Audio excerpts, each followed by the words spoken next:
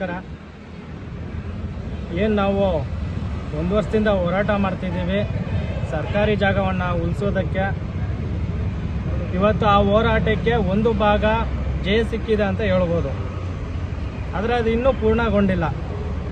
ಇವತ್ತು ಏನು ರಮನಹಳ್ಳಿ ಪಟ್ಟಣ ಪಂಚಾಯಿತಿ ವ್ಯಾಪ್ತಿಗೆ ಬರುವ ಅಂಚೆ ಗ್ರಾಮ 292ರಲ್ಲಿ ಸರ್ಕಾರಿ ಖರಾಬು ಜಾಗ 18 ಕುಂಟೆ ಜಾಗದಲ್ಲೇ 11 ಕುಂಟೆ ಏನು ಇವತ್ತು ಒತ್ತುವರಿಯಾಗಿ ಕಟ್ಟಡಗಳಾಗಿತ್ತು.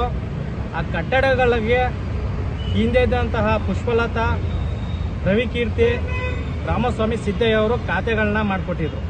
ಅದರ ವಿಚಾರವಾಗಿ ನಾವು ಹೋರಾಟ ಮಾಡ್ಕೊ ಬಂದಿದ್ವಿ. ಇವತ್ತು ಏನು ಸರ್ಕಾರ ಅವರನ್ನು 3 ಜನನ ಅಂದರೆ ಸಿದ್ದಯ್ಯ, ರಾಮಸ್ವಾಮಿ ಮತ್ತು ಪುಷ್ಪಲತಾ ಅವರನ್ನು ಅಮಾನತ್ ಮಾಡಿದೆ. ಇವತ್ತು ರವಿಕೀರ್ತಿ ಅವರು KMAS ಶ್ರೇಣಿ ಹೊಂದಿರೋದ್ರಿಂದ ಅವ್ರನ್ನ ಸರ್ಕಾರಕ್ಕೆ ಶಿಫಾರಸು ಮಾಡಿದೆ ಅಮಾನತ್ ಮಾಡೋಕ್ಕೆ. ಅವರು ಕೂಡ ಅಮಾನತ್ ಮಾಡ್ತಾರೆ. ನಮ್ಮ ಹೋರಾಟ ಏನಂದ್ರೆ ಇವತ್ತು ಅಲ್ಲಿ ಮನೆಗಳಾಗಿದೆ ಪಾಪ. ಇವತ್ತು ಮನೆಗಳು ಅವರು ಸಾಲ ಮಾಡಿ ಏನೋ ಮನೆಗಳು ತಗೊಂಡು ನಿವೇಶನ ತಗೊಂಡು ಇವತ್ತು ಲಕ್ಷಾಂತರ ರೂಪಾಯಿ ಸಾಲ ಮಾಡಿ ಇವತ್ತು ಮನೆಗಳು ಕಟ್ಟಿದ್ದಾರೆ. ಇವತ್ತು ಅಧಿಕಾರಿಗಳು ಅದನ್ನು ಡಮಾಲಿಷ್ ಮಾಡಕ್ಕೆ ಹೋಗಿದ್ದಾರೆ. ಪಾಪ ಮನೇಲಿರುವಂತಹ ಮಕ್ಕಳು ಪಾಪ ಅಂಕಲ್ ನಮ್ಮನ್ನೇನು ಹೊಡಿತಾರ ಅನ್ನೋದು ಮಾತು ಪರಿಸ್ಥಿತಿ ಇವತ್ತು ಬಂದಿದೆ. ಅಧಿಕಾರಿಗಳು ಮಾಡಿರುವಂಥ ತಪ್ಪುಗಳಿಂದ ಇವತ್ತು ಕುಟುಂಬಗಳು ಬೀದಿ ಪಾಲಾಗ್ತಿದೆ. ಇವತ್ತು ಈ ಅಧಿಕಾರಿಗಳು ಭ್ರಷ್ಟಾಧಿಕಾರಿಗಳು ಮಾಡಿರೋ ತಪ್ಪಿನಿಂದ ಇವತ್ತು ಸಾಲ ಮಾಡಿರೋಂಥ ಕುಟುಂಬ ಇವತ್ತು ಬೀದಿ ಮಗು ಪಾಪ ನಮ್ಮನ್ನೇನು ಹೊಡಿತಾರೆ ಅಂಕಲ್ ಅನ್ನೋ ಹೇಳೋ ಪರಿಸ್ಥಿತಿಗೆ ಬಂದಿದೆ. ಅಂದರೆ ಇದು ಮಾಡಿರೋಂತಹ ಅಧಿಕ ಕೆಲಸಕ್ಕೆ ಆ ಕುಟುಂಬ ಎಲ್ಲೋ ಹೋಗ್ಬೇಕೀಗ. ನಮ್ಮ ಉದ್ದೇಶ ಇಷ್ಟೇ, ಸರ್ಕಾರಿ ಜಾಗವನ್ನು ಉಳಿಸ್ತಾ ಇದ್ದೀವಿ. ತಪ್ಪು ಮಾಡಿದಂತಹ ಅಧಿಕಾರಿಗಳ ಮೇಲೆ ಕ್ರಮ ಆಗಬೇಕು ಅಂತ ನಮ್ಮ ಹೋರಾಟ. ಇದು ಉದ್ದೇಶಪೂರ್ವಕ ಮಾಡ್ತಕ್ಕಂಥ ಹೋರಾಟ ಅಲ್ಲ, ಸತತ 1 ವರ್ಷದಿಂದ ಮಾಡ್ತಾಯಿದ್ವಿ. ನಮ್ಮ ಹೋರಾಟಕ್ಕೆ ಏನು ವಾಯ್ಸ್ ಆಫ್ ಪೀಪಲ್ ಅವರು ಮತ್ತು ಚಾಣಕ್ಯ ಸೇನೆ ಅವರು ಮತ್ತು ಸಮಾಜ ರಕ್ಷಣೆ ಸೇನೆ ಅವರು ಕೂಡ ಕೈ ಜೋಡಿಸಿ ಒಂದು ಘಟ್ಟಕ್ಕೆ ತಲುಪಿದ್ದೀವಿ. ಆದರೆ ನಮಗೆ ಇನ್ನೂ ತೃಪ್ತಿಕರ ಆಗಿಲ್ಲ. ಏಕೆಂದರೆ ಇವತ್ತು ಅಮಾನತಾಗಿರುವಂಥ ಅಧಿಕಾರಿಗಳು, ನೌಕರರು ನ್ಯಾಯಾಲಯಕ್ಕೆ ಹೋಗಿ ತಡೆಯಾಜ್ಞೆ ತರುವಂತಹ ಎಷ್ಟೋ ಪ್ರಕರಣಗಳಿದೆ. ಇವತ್ತು ನ್ಯಾಯಾಲಯದಲ್ಲಿ ಅವ್ರಿಗೆ ತಡೆಯಾಜ್ಞೆ ಕೊಡಬಾರ್ದು ನಮ್ಮ ಪ್ರಕಾರ. ಇವತ್ತೇನು ಲಂಚಗಳನ್ನ ತಗೊಂಡು ಪಾಪ ಆ ಸೈಟ್ಗಳನ್ನ ಮಾರಿ ಇವತ್ತು ಆ ಜನಗಳಿಂದ ದುಡ್ಡು ತಗೊಂಡಿದ್ದಾರಲ್ಲ, ಅದನ್ನೆಲ್ಲ ರಾಮಸ್ವಾಮಿ, ಪುಷ್ಪಲತಾ, ಸಿದ್ದಯ್ಯ, ರವಿಕೀರ್ತಿಯಿಂದ ವಸೂಲಿ ಮಾಡಿಕೊಡ್ಬೇಕು ಅವ್ರಿಗೆ. ಅವ್ರ ಮನೆಗಳನ್ನು ಇವತ್ತು ಮುಟ್ಟುಗೋಲು ಹಾಕ್ಕೊಂಡು ಸರ್ಕಾರ ಇವತ್ತು ಅವ್ರಿಗೆ ಹಸ್ತಾಂತರ ಮಾಡಬೇಕು. ಇವ್ರು ಮಾಡಿರೋ ತಪ್ಪಿನಿಂದ ಇವತ್ತು ಸಾರ್ವಜನಿಕರು, ಅಲ್ಲಿರುವಂತಹ ಕುಟುಂಬದವರು ಇವತ್ತು ಬೀದಿ ಪಾಲಾಗ್ತಿದ್ದಾರೆ.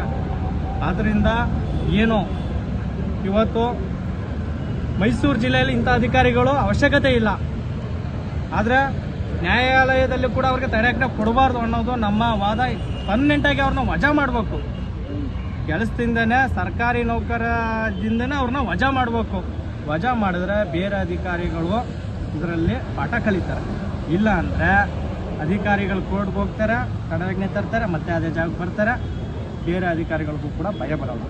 ಆದ್ದರಿಂದ ಏನು ಮೈಸೂರು ಭಾಗ ರಾಜ್ಯಾದ್ಯಂತ ಇವತ್ತು ಸರ್ಕಾರಿ ಜಾಗವನ್ನು ಕಬಳಿಕೆ ಮಾಡಿ ಅನ್ಯ ವ್ಯಕ್ತಿಗಳಿಗೆ, ಭೂಮಾಫಿಯಾದವ್ರಿಗೆ ಖಾತೆ ಮಾಡಿಕೊಡ್ತಿದ್ದಾರಲ್ಲ, ಅದು ಇವತ್ತು ನಿಲ್ಲಬೇಕು. ಈ ಹೋರಾಟದಿಂದ ಅವರಿಗೆ ತಕ್ಕ ಪಾಠ. ಆದ್ದರಿಂದ ಏನು ನಮ್ಮ ಹೋರಾಟಕ್ಕೆ ಕೈ ಜೋಡಿಸಿದಂಥ ಎಲ್ಲ ಸಂಘಟನೆಯವ್ರಿಗೂ ಕೂಡ, ನನ್ನ ಪದಾಧಿಕಾರಿಗಳಿಗೂ ಕೂಡ ತುಂಬ ಹೃದಯದ ಧನ್ಯವಾದಗಳನ್ನು ಬಯಸ್ತಾ ಇದ್ದೀನಿ. ಹಾಗೆ ಜಿಲ್ಲಾಡಳಿತಕ್ಕೂ ಕೂಡ ನಾವು ಧನ್ಯವಾದಗಳನ್ನ ಬಯಸ್ತೀವಿ. ಇವ್ರನ್ನ ಅಮಾನತ್ ಮಾಡಿದ್ರೆ ಆಗಲ್ಲ. ಈಗ ಕ್ರಿಮಿನಲ್ ಕೇಸ್ ಬುಕ್ ಆಗಬೇಕು, ಅವ್ರ ಮೇಲೆ ದೂರು ದಾಖಲಾಗಬೇಕು. ದೂರು ದಾಖಲಾಗಿ ಅವ್ರ ಮೇಲೆ ಇನ್ನೂ ಹಲವಾರು ಖಾತೆಗಳು ಮಾಡಿದ್ದಾರೆ. ಒಂದೇ ಅಲ್ಲ, ನಾಟ್ ಓನ್ಲಿ ಅಂಚೆ ಗ್ರಾಮ 290 ಸರ್ವೆ ನಂಬರ್ ಅಲ್ಲ, ಅನಾಧಿಕೃತ ಬಡಾವಣೆಗಳಿಗೆ ಅಧಿಕೃತ ಖಾತೆಗಳು ಮಾಡಿದ್ದಾರೆ. ಭೂಮಾಫಿಯವ್ರ ಜೊತೆ ಶಾಮೀಲಾಗಿದ್ದಾರೆ. 4-5 ವರ್ಷದಿಂದ ಸಾವಿರಾರು ಖಾತೆ ಮಾಡಿದ್ದಾರೆ. ಅದೆಲ್ಲನೂ ಕೂಡ ರಮನಹಳ್ಳಿ ಪಟ್ಟಣ ಪಂಚಾಯಿತಿ ತನಿಖೆ ಆಗಬೇಕು. ತನಿಖೆಯಾಗಿ ಇವ್ರ ಮೇಲೆ ಕಠಿಣವಾದಂಥ ಶಿಕ್ಷೆ ಆಗಬೇಕು, ಕ್ರಮ ಆಗಬೇಕು ಅನ್ನೋದು ನಮ್ಮ ಇನ್ನೂ ಒತ್ತಾಯ. ಒಂದು ಭಾಗದಲ್ಲಿ ಜಯ ಆಗಿದೆ, ಆದರೆ ಈ ಜಯ ನಮಗೆ ತೃಪ್ತಿಕರ ಆಗಿಲ್ಲ. ಅವ್ರನ್ನ ವಜನೆ ಮಾಡಬೇಕು ಅನ್ನೋದು ನಮ್ಮ ಮುಂದಿನ ದಿನಗಳಲ್ಲಿ ಹೋರಾಟ ಆಗುತ್ತೆ. ನನ್ನ ಹೆಸರು ಮಂಜುನಾಥ್ ಎಸ್, ಕರ್ನಾಟಕದ. ಮತ್ತು ಇನ್ನೊಂದು ವಿಚಾರ, ಏನು ರಮನಹಳ್ಳಿ ಪಂಚಾಯಿತಿ ಸರ್ಕಾರಿ ಜಾಗ ಕಬಳಿಕೆ ಮಾಡಿದಾರಲ್ಲ, ಅದು ಮಾಧ್ಯಮದ ಮಿತ್ರರು ರಾಜ್ಯಾದ್ಯಂತ ಪ್ರಚಾರ ಮಾಡಿ ಇವತ್ತು ಸರ್ಕಾರ ಗಮನಕ್ಕೆ ಸೆಳೆದು ಇವತ್ತು ಅವ್ರನ್ನ ಅಮಾನತ್ತಲ್ಲಿ ಇಡುವಂಥ ಪರಿಸ್ಥಿತಿಗೆ ತಂದಿದೆ. ಇದರಲ್ಲಿ ಮಾಧ್ಯಮ ಮಿತ್ರವ್ರಿಗೂ ಕೂಡ ಹೆಚ್ಚು ಪಾತ್ರ ಇದೆ ಅಂತ ನಾನು ಈ ಸಂದರ್ಭದಲ್ಲಿ ಹೇಳಲಿಕ್ಕೆ ಇಷ್ಟಪಡ್ತೀನಿ. ನನ್ನ ಹೆಸರು ಮಂಜುನಾಥ್ ಎಸ್, ಕರ್ನಾಟಕ ದಲಿತ ಸಂಘರ್ಷ ಸಮಿತಿ ಜಿಲ್ಲಾ ಸಂಘಟನೆ, ಮೈಸೂರು.